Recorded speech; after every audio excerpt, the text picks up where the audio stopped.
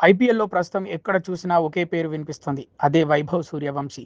కేవలం 14 ఏళ్ల వయసులో ప్రపంచంలోనే అత్యంత భారీ లీగ్‌లో ఎంట్రీ ఇచ్చి రికార్డులు క్రియేట్ చేస్తున్న ఈ బుడతడు తాజాగా చేసిన వ్యాఖ్యలు సోషల్ మీడియాలో వైరల్ అవుతున్నాయి.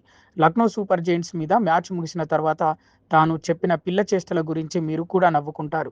వైభవ్ వయసు మీద చాలా చర్చ జరిగింది. రాజస్థాన్ రాయల్స్ అతన్ని కొనుగోలు చేసినప్పుడు వయసు కేవలం 13 సంవత్సరాలే. ఇప్పుడు 14 ఏళ్లకే ఐపీఎల్ అరంగేట్రం చేశాడు.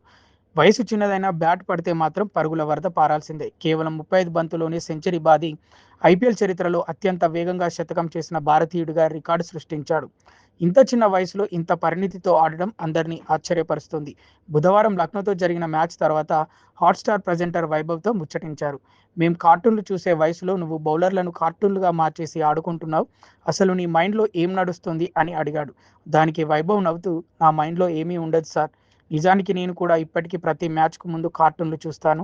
ఆ అలవాటు ఇంకా పోలేదు. కానీ గ్రౌండ్‌లోకి వెళ్ళాక మాత్రం నా ఫోకస్ అంతా గేమ్ మీదే ఉంటుంది" అని సమాధానం ఇచ్చాడు.